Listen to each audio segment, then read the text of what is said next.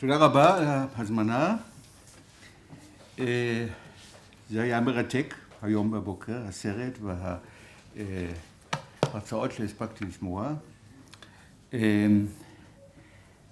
תרומתי הוא גם, אני מקווה שהוא מעורר את העניין שלכם. הוזמנתי לדבר באנגלית, כי זה קצת עבורי קל יותר. And before I start, a few caveats might be necessary. This is not a lecture on the events of the 6 Days War, which is not my field of expertise. Neither is it a lecture on how these events should be interpreted generally, historically, or how they should be interpreted in Christian or Jewish theology.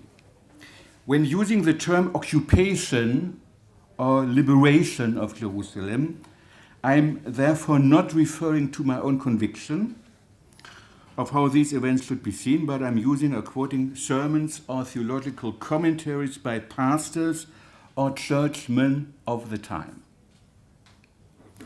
לא הרצאה על עובדות, אלא על דעות. Okay? Neither is this mainly a lecture on how Christians in Germany behaved and what they did in the days before the war broke out and during those 6 days, though this is an interesting issue in itself, although this topic comes closer to what I want to refer to in the next 20 minutes. To be sure, what Christians did in these days was in a certain way related to what they thought about the events and how they interpreted them. I found, for example, the quite interesting notes in the archives of my own institute, the Institutum Judaicum at Tübingen University, which is part of the Faculty of Protestant Theology at Tübingen University. Notice that the members of the institute made a public statement during the days of the war calling publicly to support Israel spiritually and financially. According to the report, they collected 11,000 German marks, which they sent to Israel. Unfortunately, I do not know to what address specifically. Not to me. There are also reports on church services in all parts of Germany, which were conducted during the last days of May and the first days of June 1967, asking God for peace in the Middle East. On June the 5th, at 11 p.m., June the 5th, a common interfaith service at the Berlin Kaisergedächtniskirche, the main Protestant church in West Berlin, was conducted by the Protestant bishop Kurt Scharf, the Roman Catholic priest Erich Klausner, and Rabbi Kuno Hanan Lehrmann of the Jewish community in Berlin. I have no idea what kind of tefillot they had there, no idea. But a common erua. According to this report, Bishop Scharf said a prayer which was about the right of Israel to exist in secure borders and about the Arab neighbors of Israel which denied this right.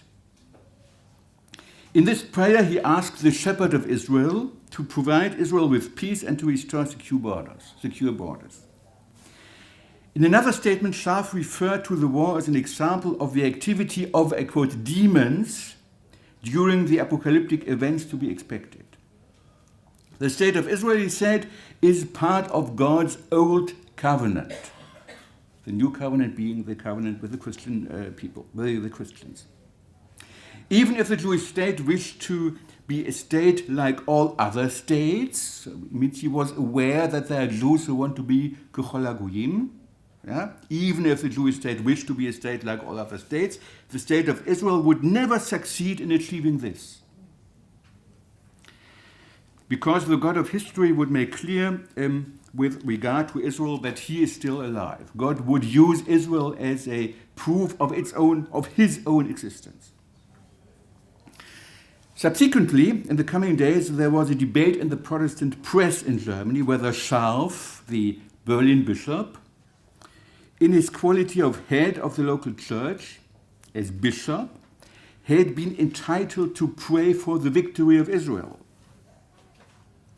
and whether he, as a clergyman, should not better have kept neutral. It is clear that these events and discussions in the churches and in the church press had their foundation in different theological assumptions and convictions. These convictions later gave way to divergent interpretations of the events. In contrast to Scharf, who was very pro-Israel, but criticizing the tendency of Israel, the wish to be Kechol HaGoyim, the head of the upper body, the main body of the National Protestant Church, the EKD Council, the Bavarian Bishop Hermann Dietz-Felbinger, claimed that the June events in the Middle East were important to Christians in Europe not because of the Jewish people, but important because they happened in the Holy Land, he said. They happened on those places where Jesus Christ had shown to human beings 2,000 years ago what peace really means. The regional bishop of the southern German Württemberg Church, Erich Eichele, did not agree to this approach by Dietz-Felbinger. In a sermon on the 9th of June, he underlined that what was at stake was the very existence of the Jewish people. 30 years ago, he said, Nazi Germany had denied the right of Jews to exist. Today, there was another attempt to deny the right of the Jews to exist in the Middle East. One could make many comments about this, but due to the shortage of time, I just go ahead. What we see here are theological statements and interpretations diverging on the question whether the judgment of the church should be based on the Bible, meaning biblical statements concerning God's salvation, God's history with mankind, with regard to the Holy Land, or with regard to the Jewish people, or whether those interpretations should be based on the German and German Jewish history and on ethical considerations to be drawn. With other words, should the Christian interpretations be based on dogmatics, on religious philosophy, or should they be based on ethical considerations regarding German responsibility? Was the occupation, liberation, you find two words, of East Jerusalem a sign of God's plan in history, a fulfillment of biblical prophecy? Or should theological considerations by Protestant Christians in Germany be guided by ethical considerations of solidarity with the Jewish people because of what happened only a quarter of a century ago? Should, in other words, the state of Israel be interpreted as a tool in God's universal history? Or should it be seen as a means to have a secure haven for the Jewish people after the terrible experience and the atrocities and the crimes committed by the Germans in the 20th century? In general, the reactions by Protestant Christians in Germany may be divided in two categories. The academic theology taught in the theological faculties by the big mainline churches on the one hand, and popular theology by spokesmen of evangelicalism or pietism, the so-called born-again Christians, on the other hand. This divide in general is very, very deep. There's a clear-cut division between these two currents, and one of the signs of this divide is that the academic theologians accept, for instance, biblical criticism, and the pietists and the born-again Christians, so I speak very generally. You can make more differentiations, but Bagadol, they don't accept biblical criticism. It is important to be aware that the movement of the born-again Christians is by far less important in Germany compared to the United States. On the whole, according to my guess, they represent less than 10% of the entire Protestant population, though in some areas they are more. Let me give two examples of interpretations by theologians of the latter category, the born-again Christians. One of the most well-known representatives of this movement in Germany in the last decades of the 20th century is Fritz May. Fritz May, a pastor from Wetzlar, about 1 hour north of Frankfurt.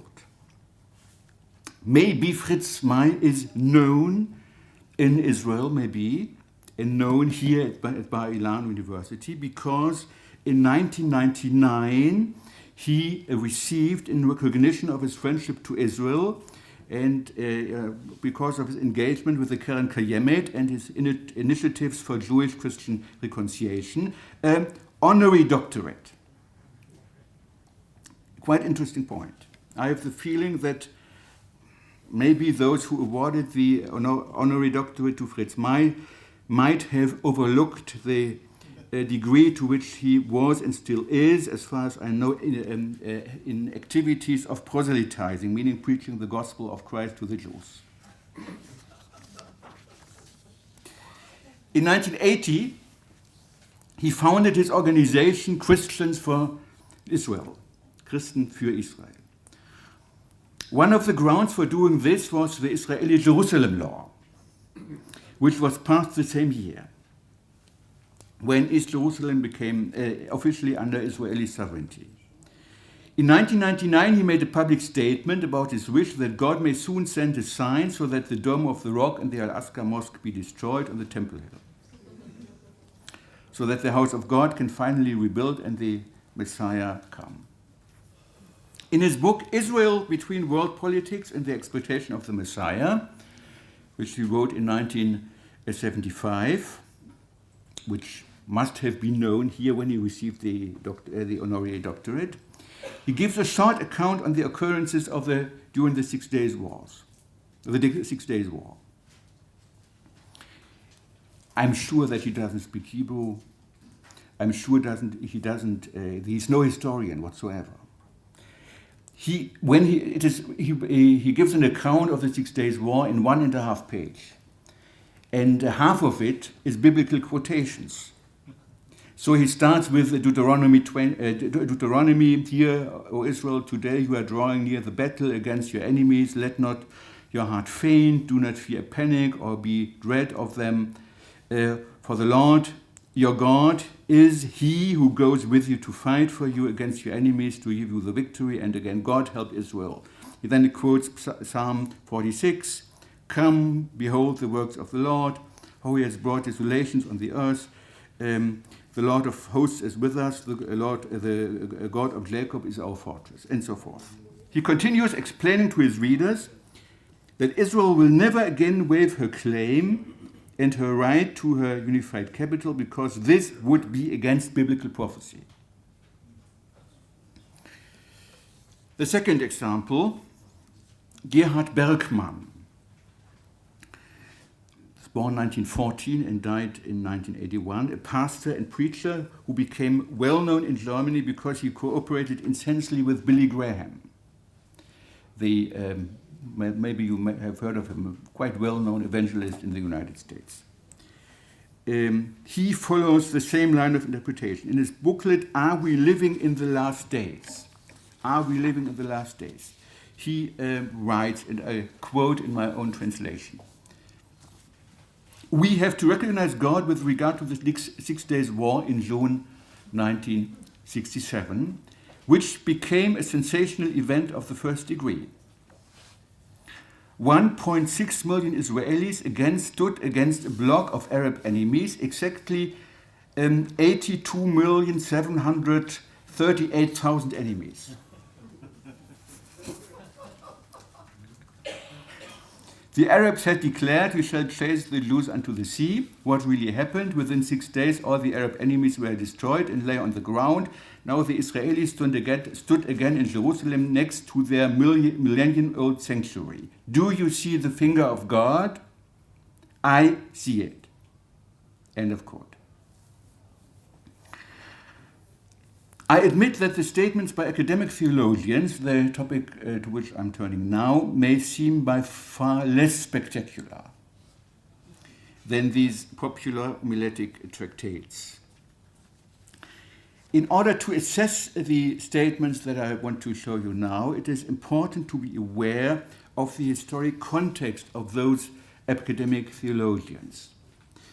Those Protestant theologians and the academics who were interested in Israel and in Judaism were, almost all of them, pupils and descendants of those theologians of the confessing church who had stood in opposition to Hitler during the years of the Third Reich.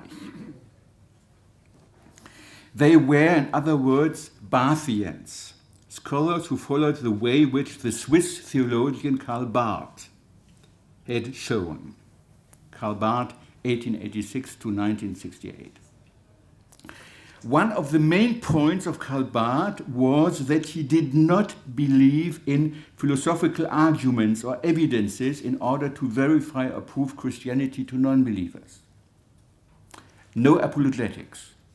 He did not believe in philosophical arguments in favor of Christianity. As a matter of fact, he did not believe in any evidence at all. For him, it was only faith, personal encounter with Christ, which mattered. As a matter of principle, his approach included a negative stance with regard to historiosophical speculations. For him, there was no Geschichtstheologie, no evidence in history or in nature, and no apologetic reasoning with any role in bringing people to faith. In his view, such rational thought could only be of benefit for those who already believed in God. And such belief could only come about by God's revelation himself. It cannot justify itself through external criteria. The argument he proposed went entirely one way, from God to the world and not from the world of human thought and experience towards God. In so doing, Barth broke free from the long Christian tradition that God has revealed himself in two books, the book of Scripture and the book of nature and history. Only one book, only Scripture, sola scriptura. In other words, while it is possible to discern scientific, mathematical, and philosophical truths through the study of history of the natural world, according to Barth, knowledge of God may not be asserted in this way. The outer world of history and of nature is not a source of natural revelation, like a second Bible in which anyone may find a natural theology independent of God's self-revelation in Jesus. Therefore, any natural theology based in any natural revelation apart from the witness of the Word of God in Jesus is strictly rejected by Barth. This rejection of natural theology was nourished particularly by the German experience at the beginning of the 30s of the last century, when the German Christian movement, meaning that particular movement which wanted to join the Protestant church to the Nazis, the Deutsche Christen, emphasized the historical experience of the German Renaissance, the German Revolution, the German Hour, die Deutsche Stunde in January 1933. According to those German Nazi Christians, God had revealed himself to the Germans in history. In these events that led Hitler to power in Germany in the first months of 1933. The Confessing Church was born in these weeks when they opposed this stance by the Deutsche Christen, by the German Nazi Christians. Their theology crystallized around this topic. Their main assessment was God speaks to mankind only through his word. He does not speak through historic events, because historic events are always ambiguous. They can be seen and interpreted from different angles. Interestingly enough, and I say this in parentheses, for some of those members of the Confessing Church, it meant that they could have, politically speaking, a positive view of Hitler. Theologically, they were opposed to the idea of Nazifying the church, but politically Hitler is okay. And I close the Sogreifung, the parenthesis, to make the picture more complicated. Karl Barth himself, though, had to leave his cathedra at Bonn University in 1934 because of his opposition to Hitler and because of his membership of the Social Democratic Party, and he stayed and taught during the following years in Switzerland, in Basel. Also, after the war, he persisted in his theology, which was opposed to natural theology, opposed to any historiosophical claims with Christian theology. In the discussions after the war, the question arose and came up whether this opposition to historiosophical considerations is enough. Okay, and what it meant, that what the Shoah meant to Christian theology. So some of the pupils of Karl Barth changed their attitude with regard to the Israel experience. The two well-known are Helmut Gollwitzer, a Berlin theologian, who was married to Brigitte, who had been a mother of who had been the daughter of a woman who had converted from Judaism to Christianity. So there were some links in his family to the Jewish experience. And the other one, the pupil of Helmut Gollwitzer, Friedrich Wilhelm Marquardt, who died 15 years ago in Berlin. Friedrich Wilhelm Marquardt was involved in founding the working group of Jews and Christians at the Kirchentag. The Kirchentag is a big event which happens every 2 years, which when about 150,000 people come together for praying, but also lecturing and political activities. And they founded a working group of Jews and Christians in order to consider how Christian theology should change because of what had happened in Germany half a century ago. In the context of these discussions, Marquardt developed his theology. He published a book in 1994 where he deliberates upon the Israeli experience, and he goes so far as to come almost close to what Fritz May had said, what I mentioned a couple of minutes ago, and I quote. He continues arguing. He says that the right of the State of Israel to exist is to be deduced sufficiently neither by international law nor by reason. The right of Israel to exist has to do something, of the State of Israel, has to be deduced from something that is related to God's will. Could you repeat that, please? Yes. Could you repeat that? He says that the right of the State of Israel to exist cannot be sufficiently deduced from or by international law. You could argue Balfour Declaration, UN decision, Kaftet November, you could say, yeah, nor by reason. But it has to be linked with God's revelation. This means that one has to refer to God's revelation in order to understand the ways of the Jewish people in the 20th century. As biblical background, he quotes intensively from the book of Joshua, Judges and Samuel, and finally, with regard to the wars of 48 and 67, number to Numbers, 10:35, Vahi bin Soa Aaron, Vayoma Moshe, Kumo Adonai. You know all this. So, and then this is his deliberation on the 6 Days War. He continues, this is a real experience. Palestinians remember their forced displacement by Israelis. Israelis put forward evidence of Palestinians fleeing without having been compelled to do so. Both phenomena are likely to have existed, including a massive flight without expulsion. Marquardt compares these events with the idea of the Holy War, Heiliger Krieg, in the Hebrew Bible. I want to conclude very shortly that one of the major followers and students of Friedrich Wilhelm Marquardt, the Protestant theologian and pastor Tobias Kriener, actually director of studies in the Christian village Nes Amim here in the country, in the north of Israel, has criticized this stance quite frankly and openly.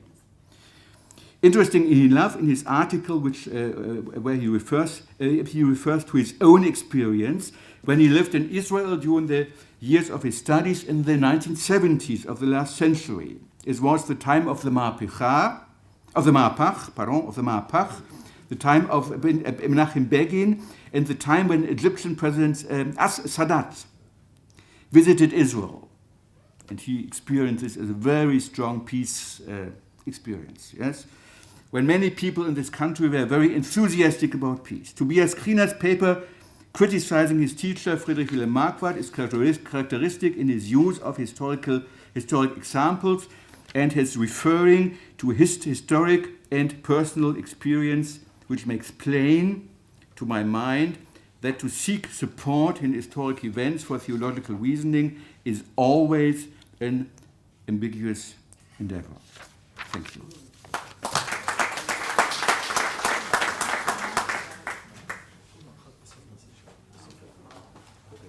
אז תודה רבה.